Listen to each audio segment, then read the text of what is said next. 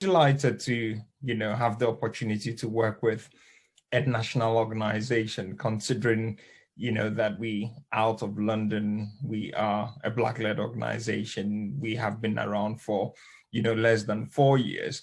So I think for us as CAHN, it's a real delight that we could work with you, Manfred, Emily, and the team, and on the Addressing Imbalance, program. And, loads for us to learn from, an organization the size of yourself, and the social, purpose that you have. So, I think for us, that's exciting to be able to partner up with a large national, recognized, reputable, organization.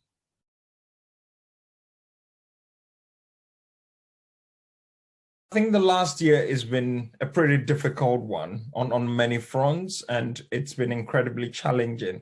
So there's never a better time than now for us to be able to, empower organizations, empower people with some clever, innovative, creative ideas to explore, opportunities to be able to make a real difference, because this is about people, it's about people's lives. It's about, making a real difference, whether at locality level or national level. And so I think, we all know there has been a real challenge. So organizations that dependent on, funds from marathons cannot no longer do that.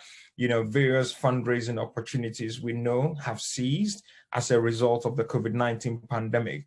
So there's a great time that people leading organizations, social enterprises will have, a real approach, from a funder to say, this is what we expect. We're willing to support you. We're willing to create an enabling environment for you to explore the opportunities and the benefits you could get, as a result of thinking about social investment. So, it's a brilliant time, I think, especially for the Black community, considering events of last summer and Black Lives Matter, and all the conversations in the mainstream media and other places about how marginalized the community is, for BME communities, the disproportionate impact of COVID.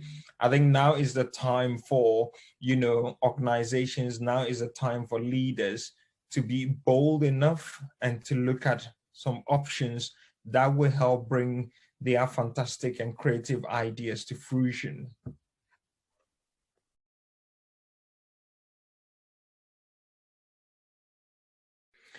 I think that the challenge, that we've experienced, which a number of voluntary sector social enterprise organizations face, it's sometimes at the start of the journey, that self-belief and the self-confidence and can do, because you apply for grants, you get turned down, and it's about how you believe that, our idea is good, or the objectives we have, or the project we want to deliver will make a real difference. So therefore, how do we keep pushing? And it's something that a number of organizations do face whenever they, they make a start. I mean, for ourselves, what we've seen with COVID was we had to be willing to step up. We had to be willing to do things differently. We had to be willing to, go digital and make sure we're responding to the needs. So putting the needs of the community and, allowing that to drive the objectives without, allowing mission drift to creep in.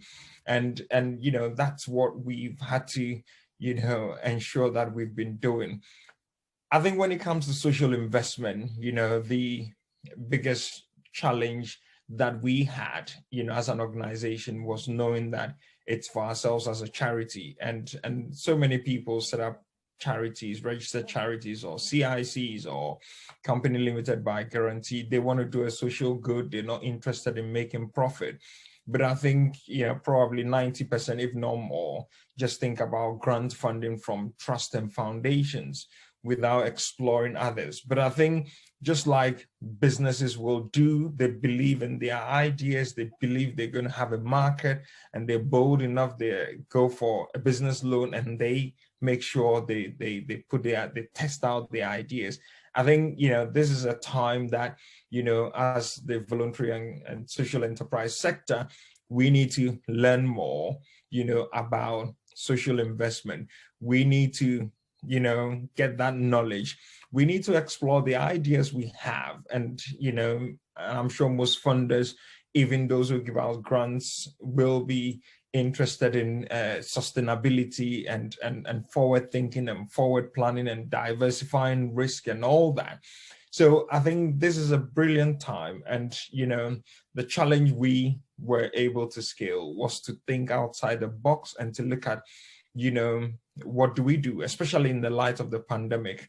What are some of the practical things we can do to support that will make a difference? And then how do we then collate that and then present it in a manner that helps us articulate the impact we make? And so the challenge, it's about the knowledge, the awareness initially, and then it's about looking at, what do you set yourself out as an organization to deliver, and how you can take advantage of some of the opportunities out there.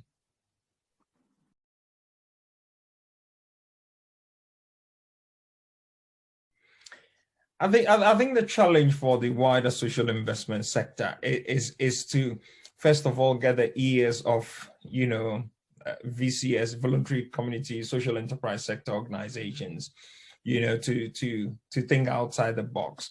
So the education, well, initially we need to raise awareness, then it has to be the education. Then also, I think, what we're beginning to see from some of the national funders is an interest in building relationship, rather than just giving people a pot of funding and then ask them to go along and do what they want to do, but more about relationship and helping with governance and other related stuff.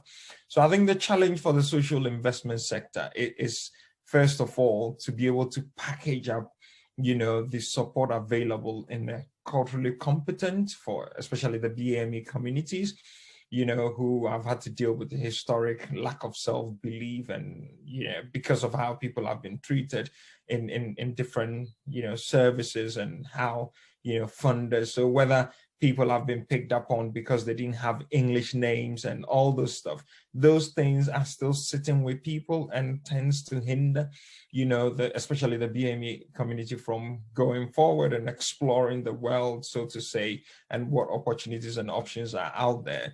So I think the real challenge for the social investment sector as a whole is being able to get the message loud and clear out there that we want to be, we want to level up, the landscape. We want to make sure that the playing field, or the funding landscape is very even, is welcoming, is inclusive, is responding to needs.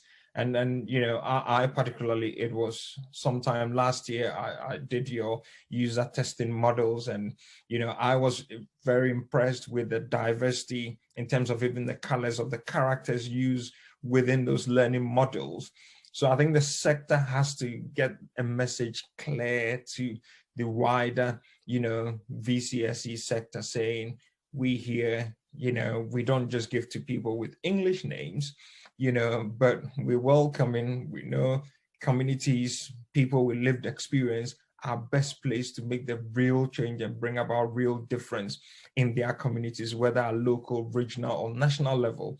Therefore, we want you to step up, and we will help you. We will help shape your governance. We will help you, give you the tools to develop a robust forecasting, for example, or everything that, the support you would need to mitigate risk.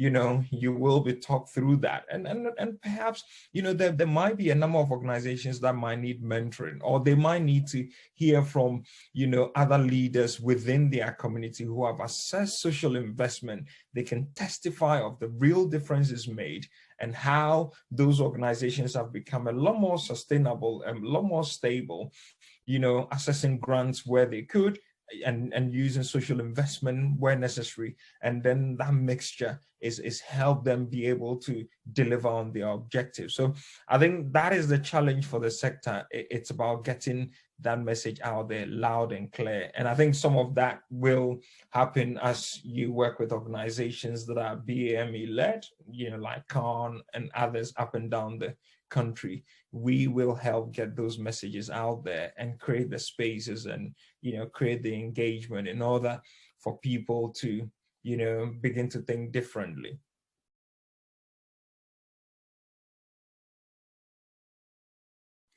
Well, it's ever so important considering what COVID has taught us, that, the message is loud and clear that social investment is access to it is equal for all, whether you are BAME led or not, and that is really important because we need to think of the country as a whole. We need to think about communities as a whole. There will be people, who might not be, let's say, for example, Caribbean, but they might have, relations that are, Caribbean. And so therefore, as we look to create equal playing field, we will have a more, a more robust approach to making impact and ensuring that, we leveling up and creating opportunities for all, really, so that as a country, we thrive together.